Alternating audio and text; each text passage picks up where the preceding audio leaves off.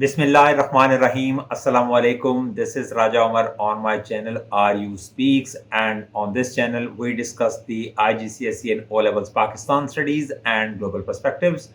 And these days we are discussing the topics of history section 3, and we have entered into the history of Pakistan. I mean the events after the creation of Pakistan in 1947, and we have talked about the role of Quaid-e-Azam as first Governor General of Pakistan, and then we have already talked about the initial or early problems of Pakistan just after its creation.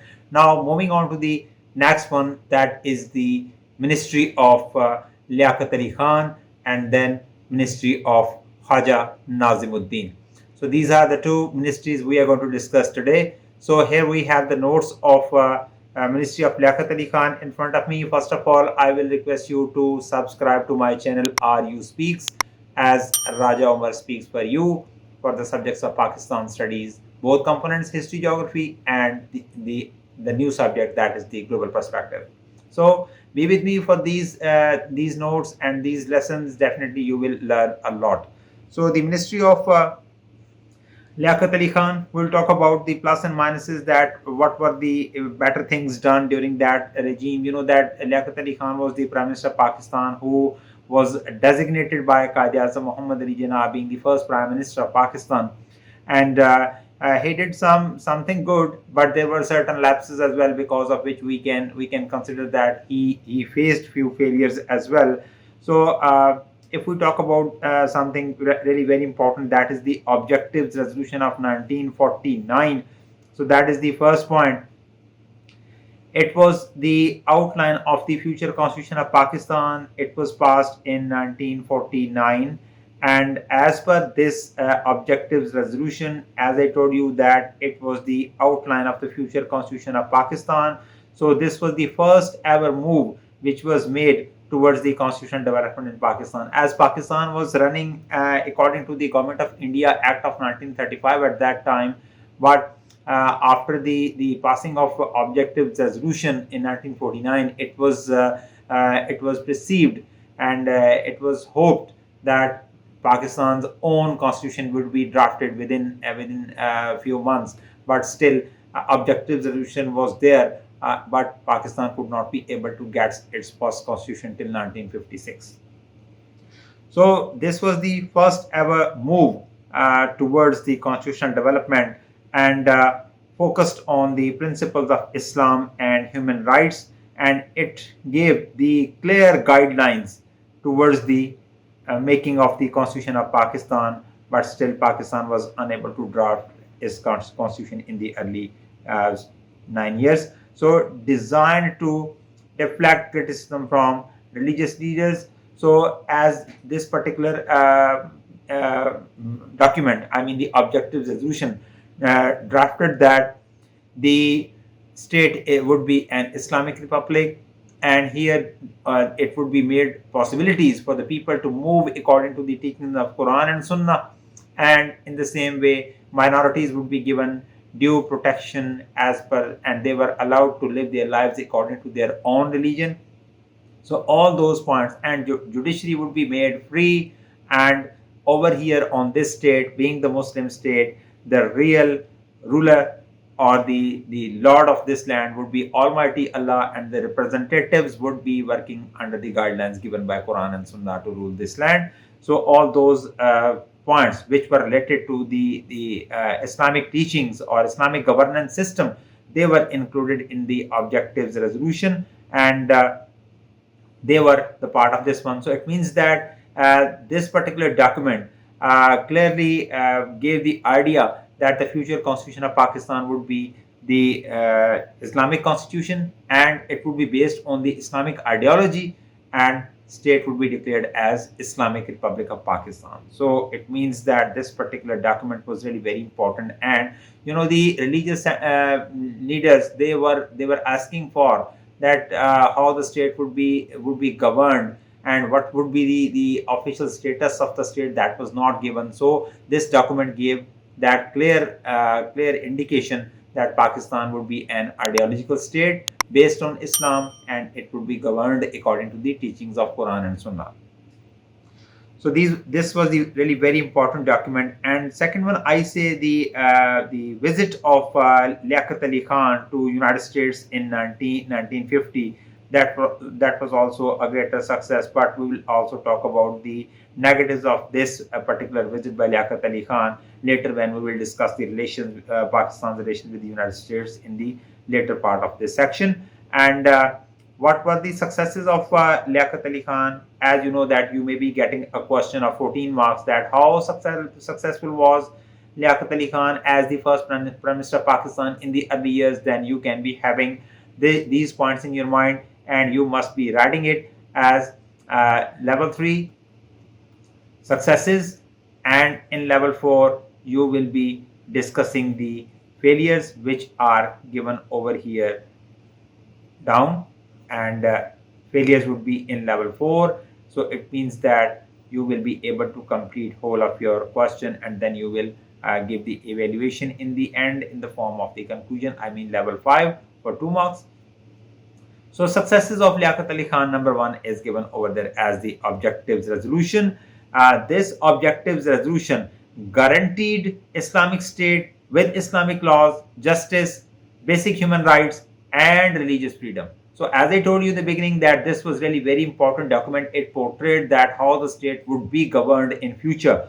I mean all Islamic laws, and then justice, basic human rights, religious freedom, minority rights, and independence of judiciary. Everything was included over there in this document. This proposal was accepted by Basic Principles Committee. Thus, start to constitution making was begun. So it means that the constitution making process started after the passing of the objectives resolution in 1949.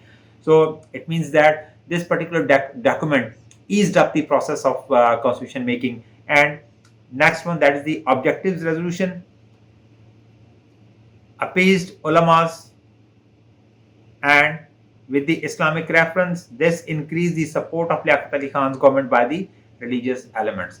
So it means that as state was declared as Islamic state, and Islamic laws were to be implemented, and whole of the state was declared as being ruled and owned by Almighty Allah, and sovereignty belongs to Almighty Allah. So all these things were given over there. Basic human rights, justice, and religious freedom, they all were those points which were part of the Islamic society. So in this way, Liaquat Ali Khan was able to please the religious elements, and Liaquat Ali Khan was able to get the support of all those religious ulamas and religious elements in the country. So it means that that was the plus point for him.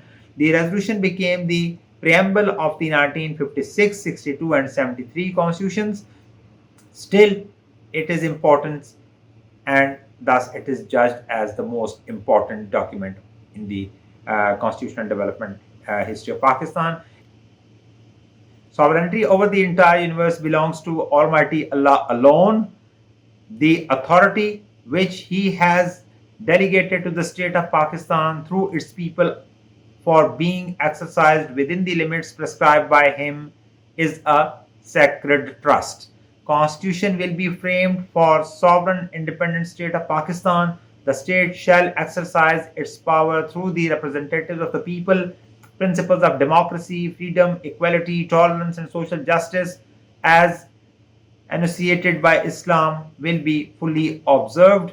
Muslims shall be enabled to organize their lives in accordance with the teachings and requirements of Islam as set out in the Holy Quran and Sunnah. Minorities to have freedom to freely profess and practice their religions and develop their cultures. Provisions for the safeguarding the legitimate interests of minorities, backward and depressed classes. Pakistan shall be a federation with autonomous units. States' sovereignty and territorial integrity will be protected. People of Pakistan shall prosper and attain their rightful place in the Committee of Nations and make contribution towards international peace and progress and happiness of the humanity. So these were the few of the really very important points given over here, and here is the explanation of all those. So what we have already discussed, that all these points, I mean democracy, freedom, equality, tolerance, social justice. They should be there. I mean, the human rights. And then the Muslims' life should be according to Quran and Sunnah given over here. And then the religious freedom for minorities, all they are given over. So this was the document which was passed by the Constituent Assembly at that time, and Liaquat Ali Khan made this happen. So you can say that this was the greater achievement, and this particular document is now available in all those three constitutions of Pakistan. And if we talk about the recent constitution of Pakistan of 1973, which we are following these days, this particular document is also available right in the beginning as preamble.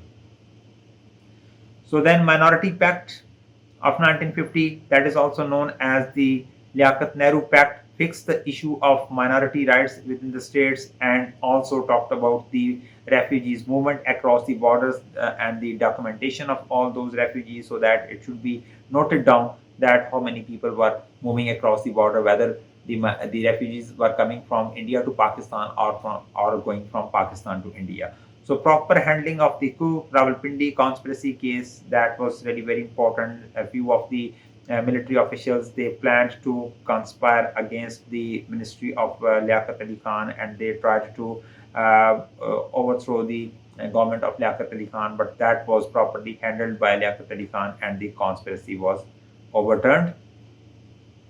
So managed to keep economy going and produce surplus budgets for the new state. So that was a greater achievement by Liaquat Ali Khan, that even being the nascent state, even being economically really very poor, even being having so many issues with India regarding canal water dispute, regarding Kashmir issue, regarding war of 1948, and all those issues like getting less assets, less money from India. So even after getting all those issues with India, still he was able to make these surplus budgets for Pakistan. That was the greater achievement of Liaquat Ali Khan in the beginning. So he appointed Ayub Khan as commander-in-chief, settled the demand of the majority of the people to appoint Pakistan CNC, I mean commander-in-chief, instead of General Gracie. As you know that I told in the last lesson that Pakistan was facing the shortage of the military officials, the commanders. So Pakistan hired 500 British officers to meet the needs of the officers, and in this way, Pakistan's first commander-in-chief, I mean chief of army staff, was General Gracie. But the religious elements, they were intended, and they protested that Pakistan's army chief should be a Muslim. So Ayub Khan was appointed as the first Pakistani and Muslim commander-in-chief of Pakistan Army Air Forces.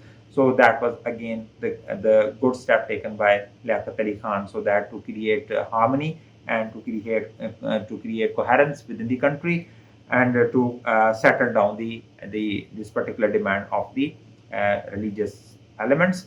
So these were the successes of Liaquat Ali Khan. You may talk about all of them if you are given a 14 marks question, so they will go in level 3. So moving on to the failures. Here we have the failures of Liaquat Ali Khan. Objectives resolution had no time frame for completion or the making of the Pakistan's constitution. It was just passed, and it was not focused further that in how much time the constitution of Pakistan would be drafted and would be implemented on Pakistan. So Pakistan remained on Government of India Act of 1935 up to 1956. So it means that it took 9 years for Pakistan to get the first constitution. So Paroda, Public Representative Officers Disqualification Act was introduced, which gave power to dismiss people from office. It was meant to prevent corruption, but gave officials power to remove opponents. So it means that in every political phase of Pakistan, we have seen that such organizations were established to have the better management regarding eradicating corruption and have the smooth management and governance. But what happened that finally these sort of organizations or the acts, they were used against the opposition parties and to cripple them down, and this created further political chaos and further political instability in the country just because of such acts or such organizations which were established like FSF. We will talk about FSF of Zulfikar Ali Bhutto, and we will also talk about NAB as well. So Baroda Public Representative Officers Disqualification Act, it means that if the government feels that few of the public representatives, I mean people who were the members of the constituent assemblies or the members of the provincial assemblies, they were found guilty of having committing corruption, they would be disqualified from their positions or from their seats. So this was the act which was made by Liaquat Ali Khan, but it was misused against the opponents and the opposition parties and the members of the opposition parties. So it means that this particular act was not used the way or for the purpose it was made. So failed to frame constitution as the first report of the Basic Principles Committee was rejected, which led to further East-West divide, East Pakistan, West Pakistan divide, which made constitution making further delayed. So it means that when the objectives resolution was there, then it was given to the Basic Principles Committee of the Constituent Assembly to start making the process of constitution building. But what happened that the Basic Principles Committee presented report to Liaquat Ali Khan, and that report was rejected by the Prime Minister of Pakistan, Liaquat Ali Khan, and this further delayed the constitution making process, and they created further chaos and further conflicts between East Pakistan and West Pakistan at that time. So failed to handle Hyderabad crisis. State of Hyderabad Dakkan in India, that was the state ruled by Nizam of Dakkan, and he was a Muslim, and he wanted that the state should be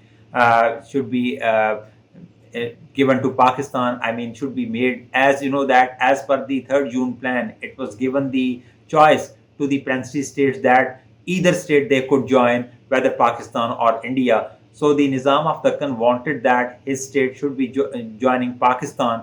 But what happened that, as you know, that the state of Hyderabad Dakkan is right in the central Indian region. So India unlawfully or forcefully took over that state, and annexation of Hyderabad Dakkan state was done.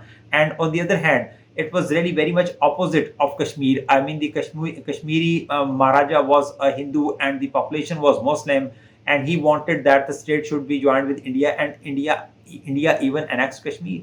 So it means that in both cases, India got the annexation of Kashmir or Hyderabad Dakkan. So Liaquat Ali Khan was not able to develop the relations in this sense, or to create negotiations with Indian Prime Minister Mr. Nehru to cope up with the issue of Hyderabad state. So it means that he could not build up his capabilities regarding resolving the issue of state of Hyderabad.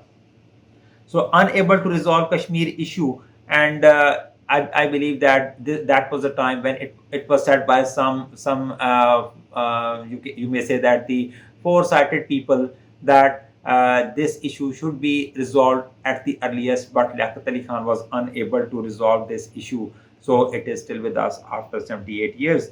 And Jinnah's vision of democracy damaged by many means. I mean, by crippling down the you may say the human rights, like you may say that implementation of PRODA Act in Pakistan. So that you may say that, and many of the newspapers, they were shut down and they were banned publication because of as they were criticizing the government of Liaquat Ali Khan. So it means that the basic the concept of democracy which was given by Quaid-e-Azam Muhammad Ali Jinnah in the early years, that was damaged by poor policies implemented by Liaquat Ali Khan. So now talking about the Ministry of Khawaja Nazimuddin, he was the second Prime Minister of Pakistan, and he was the second Governor General of Pakistan. He has this credit that after the death of Quaid-e-Azam on 11th of September 1948, he was designated as the second Governor General of Pakistan, and Liaquat Ali Khan was the Prime Minister of Pakistan, already going with Jinnah, and he kept on going up to 1951.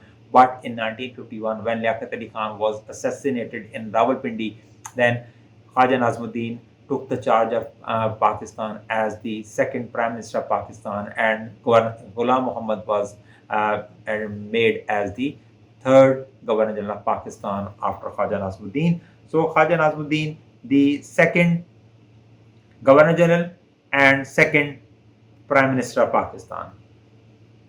After the assassination of Liaquat Ali Khan in 1951, Khawaja Nazimuddin, who had been Governor General, became Prime Minister. So his tenure was marked by political instability and increasing internal tensions, very especially between East and West Pakistan. So his phase or his tenure was purely a failure for Pakistan. So economic difficulties, what sort of economic difficulties Khawaja Nazimuddin faced? Nazimuddin's government faced rising inflation, food shortages, floodings, and public dissatisfaction. The economy was still recovering from the upheaval of partition, and industrial progress was slow. As we know that Liaquat Ali Khan made surplus budgets, but Khawaja Nazimuddin was unable to sustain that developing state of Pakistan, and the economy crippled down. Language controversy. Bengali language movement in East Pakistan intensified under his rule. When I was discussing the role of Quaid-e-Azam Muhammad Ali Jinnah as the first Governor General of Pakistan, I explained that Muhammad Ali Jinnah declared Urdu as the national language of Pakistan and simply ignored Bengali language. And you know that many of the countries in the world are there where more than two national languages are there. And if we talk about Switzerland, there are 7 national languages, or even all important languages of the European continent. They all are the national languages of Switzerland. And if we could do the same by declaring Bengali and Urdu are the national languages of Pakistan, it was no harm in that, I believe. And in the same way, when the same issue rose, and during the regime of Khawaja Nazimuddin, this particular movement, it intensified and it created a greater trouble, not only for Khawaja Nazimuddin but also for whole of Pakistan. His insistence on Urdu as the sole national language caused mass protests in Dhaka in 1952. The death of students on 21st of February 1952 became a major turning point and led to recognition of Bengali as one of the national languages later. So in 1956 constitution, we have seen that Pakistan declared Urdu and Bengali 2 national languages of Pakistan. So it was no harm if it could have been implemented earlier in 1947, and it could have been announced by Quaid-e-Azam Muhammad Ali Jinnah himself. That would have a greater impact. So anti-Ahmadiyya riots in 1953. As you know that at this particular stage, there came the Tehreek-e-Khatm-e-Nubuwwat, as it was said that many of the government officials, they were Ahmadis and they were Qadianis, and the leaders of the movement Tehreek-e-Khatm-e-Nubuwwat, they demanded that all those Qadianis or Ahmadis should be removed from the offices. So religious agitation against the Ahmadiyya community began in Punjab. The Majlis-e-Ahrar and other clerics demanded the Ahmadis be declared non-Muslims, and that Zafrullah Khan, the foreign minister of Pakistan, who was an Ahmadi, should be removed from his post and should not be over there as the foreign minister of Pakistan. The protests turned violent, especially in Lahore. The government declared martial law in Lahore, called military, and crushed the movement using the military. So it means that in this particular way, they created further chaos, further political instability, and further crippling down the rights of the human beings, especially Pakistanis. So it means that whenever you are imposing martial law, it means that you are snubbing down the human rights.